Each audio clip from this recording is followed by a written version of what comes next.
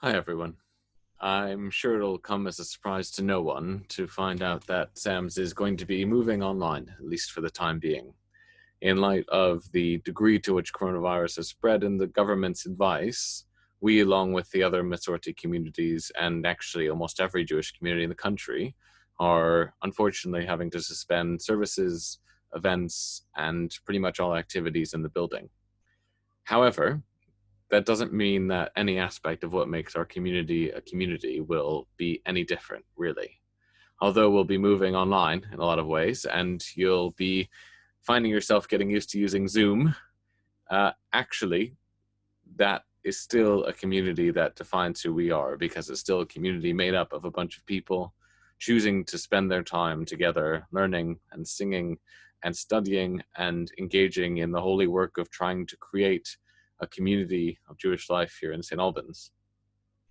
There'll be some benefits, I'm sure, to spending a couple weeks or months mostly meeting online.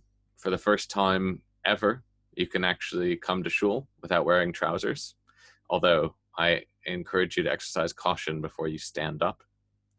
But I know it's also quite hard on a lot of people to be isolated, to be at home. We have a lot of vulnerable people in our community who are scared because they find themselves at home and unable to venture into the world outside.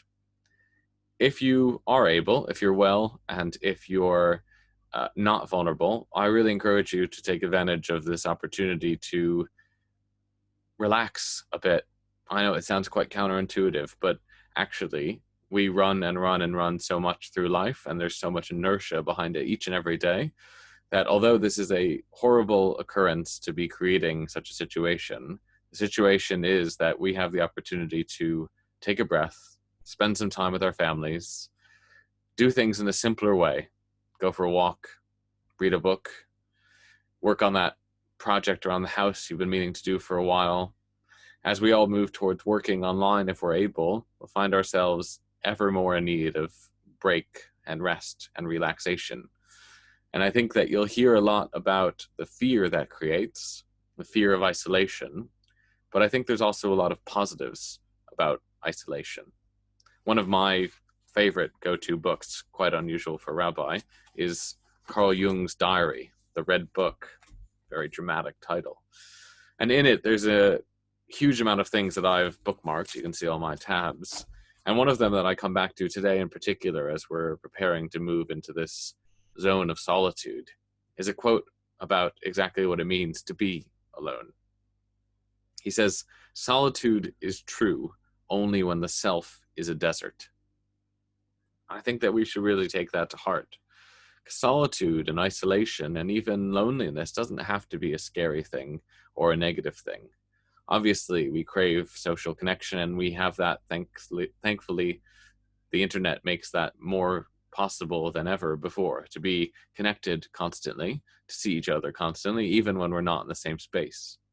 But solitude can also be a blessing, and it has a real spiritual benefit, because solitude, as we normally think of it, the scary kind, it's only true if who we are, if ourselves, is really empty, if we're scared of what we find when we're by ourselves.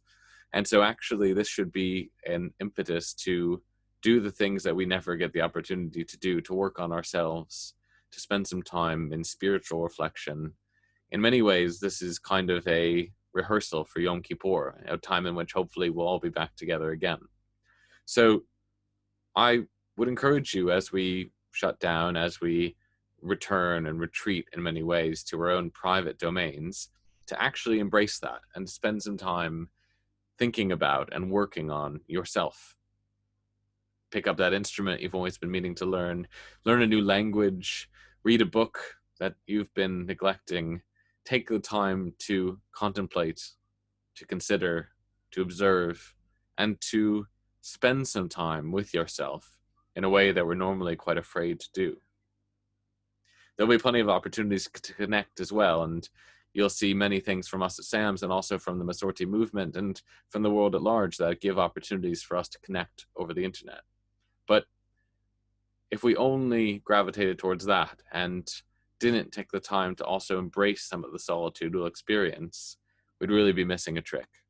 So as we proceed with going into a slightly different form of our community, I hope you find that it's not a desert of solitude, that it's rich and enriching, and that it offers us the opportunity to connect with each other and to connect with ourselves.